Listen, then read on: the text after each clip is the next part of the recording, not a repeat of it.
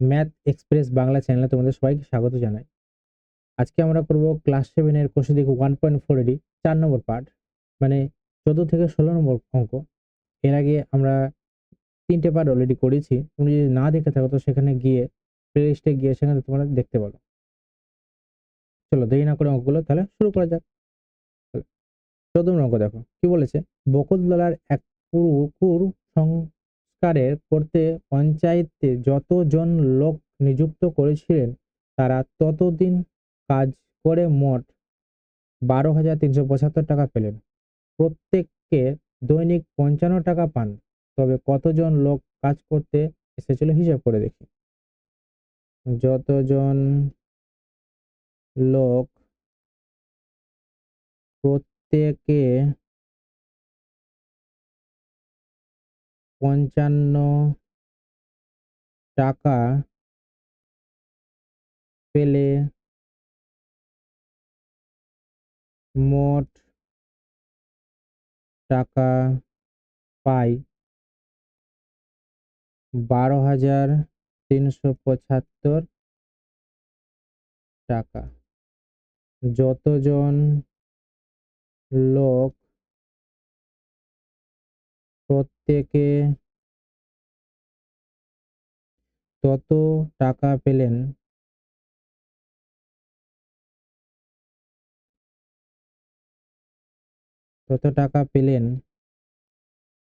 মোট টাকা পেতেন, তাহলে কত হতো 12375 ডিভাইডেড বাই 55 টাকা। তাহলে কত হবে, ভাগ করলে হবে, ভাগ করলে 225 টাকা। বলছে তাহলে পুকুর সংস্কার কতজন লোক কাজ করেছে।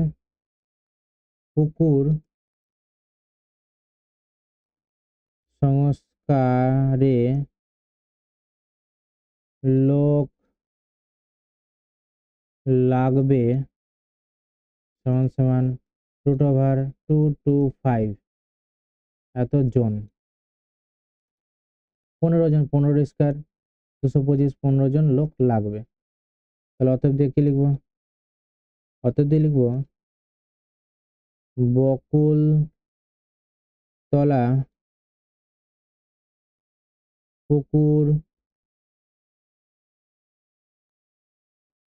সংস্কার করতে 15 জন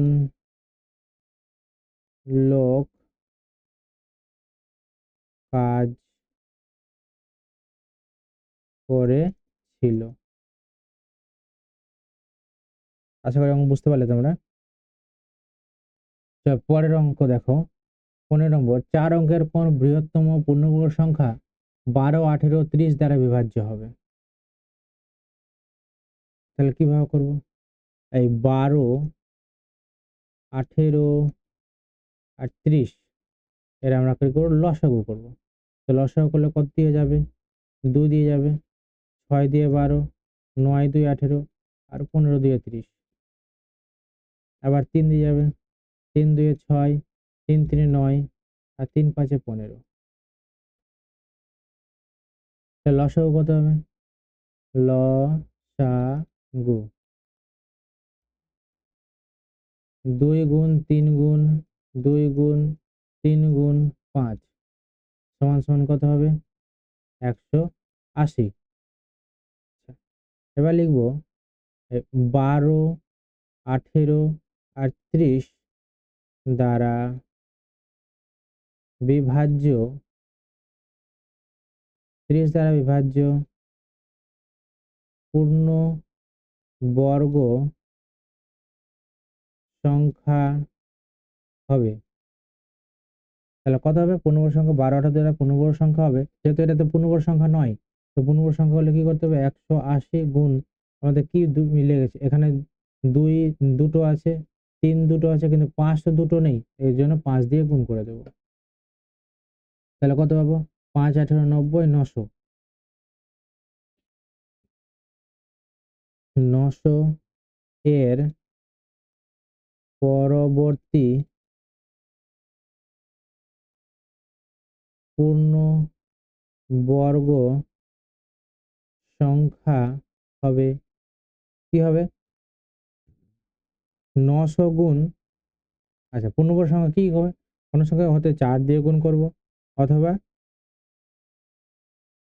2 এর স্কয়ার 4 3 এর স্কয়ার 9 9 দিয়ে গুণ মানে 2 এর স্কয়ার দিয়ে গুণ করতে পারি 2 এর স্কয়ার দিয়ে গুণ করতে পারি 3 এর স্কয়ার দিয়ে গুণ করতে পারি 4 এর স্কয়ার দিয়ে গুণ করতে পারি 4 এর স্কয়ার 16 দিয়ে গুণ করতে হবে তাহলে এখানে 3 আমরা কত 4 দিয়ে গুণ করব 4 9 3600 আবার 900 কে আমরা 9 দিয়ে গুণ করব তাহলে এখানে করব 8100 আবার 900 কে আবার 16 দিয়ে গুণ করব 9 16 144 আচ্ছা দেখো এখানে কি বলছে 4 অঙ্কের আমাদের বলেছে 4 অঙ্কের বৃহত্তম সংখ্যা তাহলে এই 144 টা তোমাদের 4 অঙ্কের সংখ্যা নয় 144 14400 105 অঙ্কের সংখ্যা হয়ে যাচ্ছে তাহলে 4 অঙ্কের সংখ্যা কি আছে বৃহত্তম সংখ্যা 81 দুটো শূন্য তাহলে আমরা এটাতে কি আছে আমি এটা মিটিয়ে দিই এদের দরকার নেই তো তাহলে লিখবো তারপরে 81 মানে 8100 আমাদের পূর্ণবর্গ সংখ্যা অতএব দিয়ে কি লিখবো লিখবো 4 অঙ্কের 4 অঙ্কের বৃহত্তম সংখ্যা 8100 যা 12 18 30 দ্বারা বিভাজ্য বৃহত্তম আচ্ছা এখানে হবে পূর্ণবর্গ পূর্ণবর্গ সংখ্যা 8100 যা 12 18 30 দ্বারা বিভাজ্য হবে আশা করি বুঝতে পেরে গেছো 16 নম্বর অঙ্ক এবং আজকের লাস্ট অঙ্ক এটাই বলছে 5 অঙ্কের কোন ক্ষুদ্রতম পূর্ণবর্গ সংখ্যা 8 15 20 25 দ্বারা বিভাজ্য হবে এর আগে কি বলেছে 5 অঙ্কের বৃহত্তম 4 অঙ্কের বৃহত্তম সংখ্যা বলেছি এবার আমাদের বলেছে 5 অঙ্কের ক্ষুদ্রতম সংখ্যা চলো তাহলে আবার ঠিক আগের মতোই 8 15 20 আর 25 এর লসাগু বের করবো তো লসাগু করলে কত দিয়ে যাবে 5 দিয়ে দিই 8 5 3 15 5 4 20 5 5 25 2 দিয়ে যাবে 2 4 8 3 2 5 আবার 2 দিয়ে 2 দিয়ে 4 3 1 5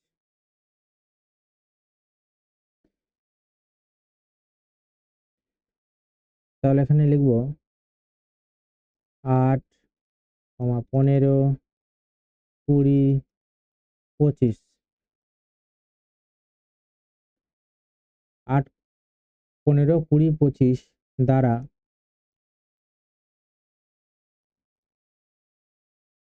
বিভাজ্য ক্ষুদ্রতম সংখ্যা ক্ষুদ্রতম সংখ্যা কত হবে 5 গুণ 2 গুণ 2 গুণ 2 গুণ 3 গুণ 5 সমান 5 2 10 10 দুগুণে 20 5 20 100 100 কে 2 আর 3 6 দিয়ে গুণ করলে 600 এবার লিখবো 8 15 20 25 দ্বারা বিভাজ্য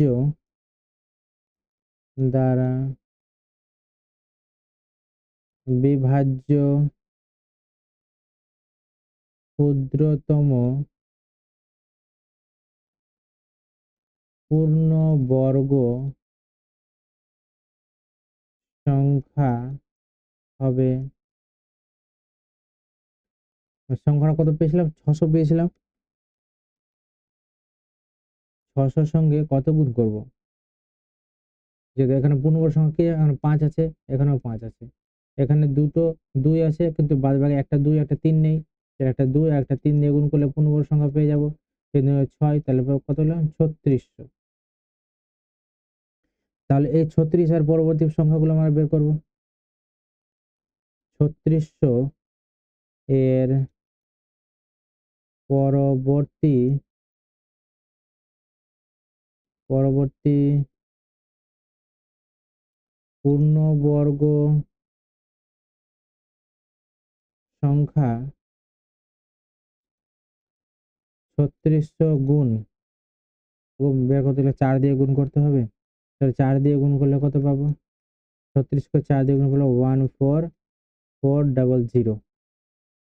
এটা আমাদের যেহেতু 5 অঙ্কের, এটাই হচ্ছে 5 অঙ্কের ক্ষুদ্রতম সংখ্যা।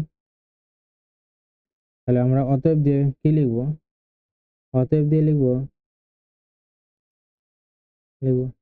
8, 15, 20 ও 25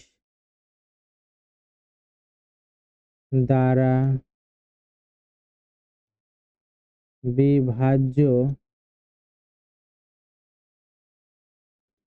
5 অঙ্কের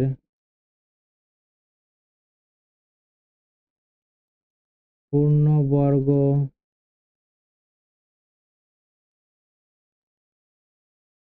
সংখ্যা হলো 14400।